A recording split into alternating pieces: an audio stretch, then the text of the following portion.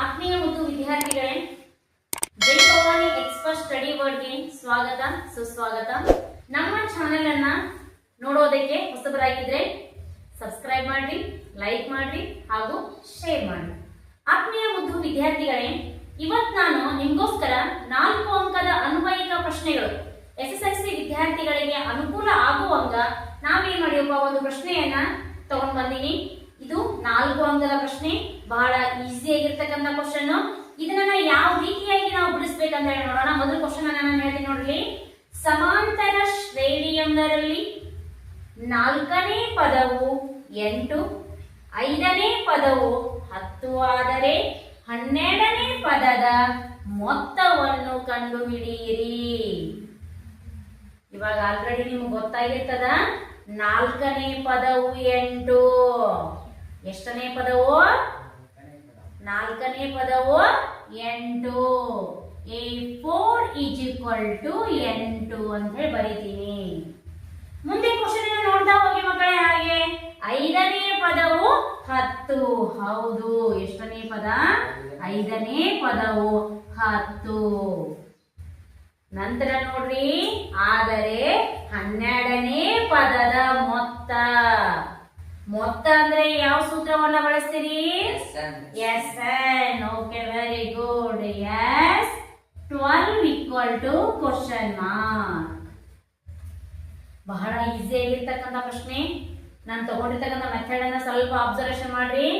4ನೇ ಪದ 8, A4 = 8. 5ನೇ ಪದವು 10, A5 = 10. ಆದರೆ 12ನೇ ಪದ ಕೇಳಿದ್ರಂದ್ರೆ ನಾನು A12 ಅಂತ ತಗೋತಿದ್ದೆ. 12ನೇ ಪದದ ಮೊತ್ತ ಅಂತ ಕೇಳ್ಯಾರ, ನಾನು ಏನ್ ಮಾಡೀನಿ ಈಗ S12 = ? ಅಂತ ಹಾಕಿನಿ ಮಕ್ಕಳೇ. ಇವಾಗ ನೋಡ್ರಿ, A4 = 8. ಇದನ್ನ ನಾನು ಸಮೀಕರಣ 1 ಆಗಿ ಪರಿವರ್ತನೆ ಮಾಡ್ಕೊಂತೀನಿ. ಯಾವ ರೀತಿಯಾಗಿ ಸ್ವಲ್ಪ ಅಬ್ಸರ್ವೇಷನ್ ಮಾಡ್ರಿ. A + 3D = 8 ಅಂತ ಬರೀತೀನಿ. ಯಾಕೆ ಟೀಚರ್ ನೀವು A + 3D = 8 ಅಂತ ಯಾಕೆ ತಗೊಂಡ್ರಿ? 3D ಎಲ್ಲಿಂದ ಬಂತು? ನಾನು ನಿಮ್ಗೊಂದು ಸ್ಮಾಲ್ ಕಚ್ಚಾ ಕಾಪಿಯನ್ನ ಬಿಡಿಸ್ತೀನಿ, ಅದನ್ನ ನೀವು ಅಂಡರ್ಸ್ಟ್ಯಾಂಡಿಂಗ್ ಮಾಡ್ಕೋರಿ. A + 3D = 8 ಯಾಕೆ ಬಂತು ಅಂತ ನಿಮ್ಗೆ ಗೊತ್ತಾಗತ್ತಾ ಮಕ್ಕಳೇ? ಇಲ್ಲಿ ನೋಡ್ರಿ, ಸ್ವಲ್ಪ ಅಬ್ಸರ್ವೇಷನ್ ಮಾಡ್ರಿ. ನಾನು ಕಚ್ಚಾ ಕಾಪಿ ಬಿಡಿಸ್ತೀನಿ ನೋಡ್ರಿ, ಸ್ವಲ್ಪ ನೀವು ಲಕ್ಷ ಕೊಟ್ಟು ನೋಡ್ಬೇಕು. A4 = 8 ಅಂತ. ಇಲ್ಲಿ A ಬೆಲೆ ಗೊತ್ತಿಲ್ಲ, D ಬೆಲೆನೂ ಗೊತ್ತಿಲ್ಲ, ಕ್ವಶನ್ ಮಾರ್ಕ್ ಅದು. ಆದ್ರೆ N ಬೆಲೆ ಕೊಟ್ಟಾರ 4, AN ಟೋಟಲ್ ಬೆಲೆ ಕೊಟ್ಟಾರ 8. ಇವೆಲ್ಲಾ ವ್ಯಾಲ್ಯೂಗಳನ್ನ ನಾನು ಸೂತ್ರ ನೆನಪು ಮಾಡ್ಕೊರಿ. ಸಮಾಂತರ ಶ್ರೇಣಿಯ ಸೂತ್ರ ಯಾವುದು? AN = A plus bracket N minus 1 bracket complete into D. ಈ ಸೂತ್ರ ಒಳಗೆ ಹಾಕಿದಾಗ ಈ ರೀತಿ ಉತ್ತರ ಬರುತ್ತೆ ನಮಗ. ನೋಡೋಣ. AN ಅಂದ್ರೆ 8 = A ಅಂದ್ರೆ ಗೊತ್ತಿಲ್ಲಪ್ಪ, ಪ್ಲಸ್ N ಅಂದ್ರೆ ಎಷ್ಟು? 4 - 1. D ಅಂದ್ರೆ ಕೂಡ ಗೊತ್ತಿಲ್ಲ, D ನೇಟಿನಿ. 8 = A ಪ್ಲಸ್ 4 ಒಂದನ್ನ ಕಳಿತೀರಿ 3 ಮತ್ತು D ಅನ್ನ ಗುಣಾಕಾರ ಮಾಡ್ಕೋತೀರಿ. ಏನಾಯ್ತು? 3D ಆಯ್ತು. ಇದ್ರ ವ್ಯಾಲ್ಯೂ ಅನ್ನ ಚರಾಕ್ಷರಗಳನ್ನ ಹೊರಗಡೆ ಇಟ್ಕೊಂತೀರಿ ನೀವು. A + 3D = 8 ಆಯ್ತು. ಗೊತ್ತಾಯ್ತಾ ಮಕ್ಕಳೇ? 3D ಯಾಕೆ ಬಂದಂತೇಳಿ ಇಲ್ಲಿರ್ತಕ್ಕಂಥ ಫಾರ್ಮುಲಾವನ್ನ ನಾನು ಯೂಸ್ ಮಾಡಿದಾಗ A + 3D = 8 ಅಂತ ಹೇಳಿ ಆಯ್ತು. ನಾವು ಅಷ್ಟೆಲ್ಲ ಬಿಡಿಸುವಂತ ಅವಶ್ಯಕತೆ ಇಲ್ಲ. ಕಚ್ಚಾ ಕಾಪಿ ಅಂತ ನಾನು ತೋರಿಸ್ತೀನಿ. ನಮ್ಗೆ ಇಲ್ಲಿ ಎಷ್ಟು ಬಂತು? A + 3D = 8. ಇದನ್ನ ನಾನು ಈಕ್ವೇಶನ್ 1 ಅಂತ ಹಾಕ್ತೀನಿ. ಓಕೆನಾ? ಇನ್ ಸೆಕೆಂಡ್ ಒನ್ ಏನದರಿ? A5 = 10. ಇದು ನೀವು ಗೊತ್ತಾಗಿತ್ತಪ್ಪ ಅಂದ್ರೆ ಆನ್ಸರ್ ನೀವೇ ಆಟೋಮೆಟಿಕ್ ಆಗಿ ಹೇಳ್ಬೇಕು. A + 3D = 8 ಆದ್ರೆ A5 = 10 ಏನಾಗುತ್ತೆ? A + 4D = 10. Very good. ಇದನ್ನ ಈಕ್ವೇಶನ್ 2 ಅಂತ ಹಾಕ್ತೀನಿ.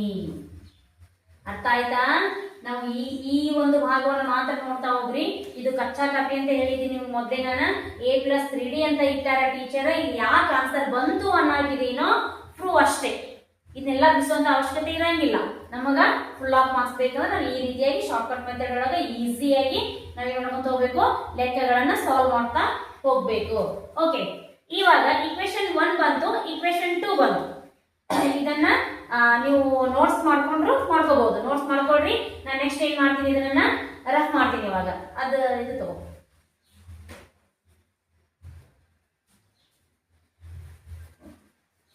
ಇವಾಗ ಇಕ್ವೇಶನ್ 1 ಮತ್ತು ಇಕ್ವೇಶನ್ 2 ಗೊತ್ತಾಯ್ತು ನಿಮ್ಗ. ಇವಾಗ ನೋಡ್ರಿ ನಾನು ಏನ್ ಮಾಡ್ತೀನಿ, ಸೆಕೆಂಡ್ ಸ್ಟೆಪ್, ಸಮೀಕರಣ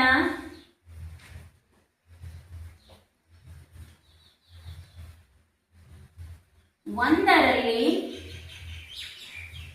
ಎರಡನ್ನು ಕಳೆದಾಗ ಕಳಿಬೇಕಂತ ನೋಡ್ರಿ. ಸಮೀಕರಣ ಒಂದರೊಳಗ ಎರಡನ್ನ ಕಳೆದಾಗ ಸಮೀಕರಣ ಒಂದ್ ಏನ್ ಬಂದಿತ್ತು ಹೇಳ್ರಿ? a plus 3d = 8. ಸಮೀಕರಣ ಎರಡು ಏನ್ ಬಂದಿತ್ತು? a plus 4d = 10 ಅಂತ ಬಂದಿತ್ತು. ಈಗ ಮ್ಯಾಥ್ ಅಲ್ಲಿ ಏನೋ ಒಂದು ಬಟ್ಟೆ ಹಾಕಿ ನೋಡ್ರಿ, ಅಬ್ಸರ್ವ್ ಮಾಡ್ರಿ. ಸಮೀಕರಣ ಒಂದರಲ್ಲಿ ಎರಡನ್ನು ಕಳೆದಾಗ, ಸಮೀಕರಣ ಒಂದರಿಂದ ಎರಡನ್ನ ಕಳೆದಾಗ ಇವಾಗ ಕಳಿತೀವಿ. ಪ್ಲಸ್ ಸಿಕ್ಕಿತು, ಮೈನಸ್ ಆಯ್ತು, ಪ್ಲಸ್ ಸಿಕ್ಕಿತು, ಮೈನಸ್ ಆಯ್ತು, ಪ್ಲಸ್ ಸಿಕ್ಕಿತು, ಮೈನಸ್ ಆಯ್ತು, ಪ್ಲಸ್ ಇಂಟು ಮೈನಸ್ ಮೈನಸ್ ಆಯ್ತು. ಇವಾಗ ಇಲ್ಲಿ ಇರ್ತಕ್ಕಂತ ಹತ್ತಗಡೆ ಇರ್ತಕ್ಕಂತ ಪ್ಲಸ್ ಹೋಗಿ ಏನಾಗೈತಿ? ಮೈನಸ್ ಆಯ್ತು. ಯಾಕೆ ಮೈನಸ್ ಆಯ್ತು ಅಂತ ನಿಮ್ಗೆ ಗೊತ್ತದಲ್ಲ, ಬೇಸಿಕ್ ನಾನು ನಿಮ್ಗೆ ಒಂದ್ಸಲ ಕ್ಲಾಸ್ ಮಾಡೀನಿ. ಓಕೆ, ಈಜಿಕೊಂಡು ಮುಂದ್ಗಡೆ ಹಿಂದ್ಗಡೆ ಬರ್ಬೇಕಾದ್ರೆ ಚಿಹ್ನೆಗಳಲ್ಲಿ ಏನಾಗ್ತಾವ? ಬದಲಾವಣೆಯನ್ನ ಹೊಂದುತ್ತಾವ.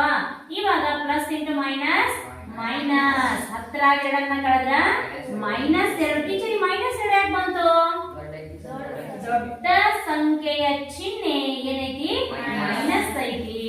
ಇವಾಗ ಈ ಕಡೆ ಬರ್ತೀರಿ, ಇಲ್ಲಿ ಪ್ಲಸ್ ಅದ. ನಾನು ಈ ಪ್ಲಸ್ ಅನ್ನ ಮೆನ್ಷನ್ ಮಾಡ್ಬೇಕಾ, ಇಲ್ಲಿ ಮೈನಸ್ ಅನ್ನ ಮೆನ್ಷನ್ ಮಾಡ್ಬೇಕಾ? ಮೈನಸ್ ಅನ್ನ ಮೆನ್ಷನ್ ಮಾಡ್ಬೇಕು. ಯಾಕ? ಇದು ಬದಲಾವಣೆಯನ್ನ ಹೊಂದೈತಿ. ಪ್ಲಸ್ ಇದ್ದಿದ್ದು ಏನಾಗೈತಿ? ಮೈನಸ್ ಆಗೈತಿ. Plus into minus minus. 4d ಒಳಗೆ 3d ಕಳೆದ್ರ ಮೈನಸ್ 1d ಅಂತ ಬರ್ತೈತಿ. ನೀವಿಲ್ಲಿ 1 ಇಟ್ಟರು ಅಷ್ಟೇ, ಇಡದೇ ಇದ್ರು 1d ನೇ ಅದರ ಅರ್ಥ. ಇವಾಗ ನೋಡ್ರಿ, ಮೈನಸ್ ಮೈನಸ್ ಏನಾಯ್ತು? ಪ್ಲಸ್ ಆಯ್ತು. ಡಿ ವ್ಯಾಲ್ಯೂ ಎಷ್ಟಾಯ್ತು ಹೇಳ್ರಿ? 2 ಬಂತು. ಅರ್ಥ ಆಯ್ತಾ ಮಕ್ಕಳೇ? ಓಕೆ, ಈ ಡಿ ಅನ್ನ ನೀವು ಎಲ್ಲಿ ತುಂಬ್ಕೊಂತೀರಿ? ಎಲ್ಲಿ ತುಂಬಬೇಕು? ಇದನ್ನ ರಫ್ ಮಾಡ್ತೀನಿ ನೋಡ್ರಿ. ಒಂದು ಲೈನ್ ಬರೀತೀನಿ, ಬಹಳ ಈಸಿ ಅದ ಮಕ್ಕಳೇ. ಇದು ಡಿ ಅನ್ನು ಎಲ್ಲಿ ತುಂಬ್ತೀರಿ?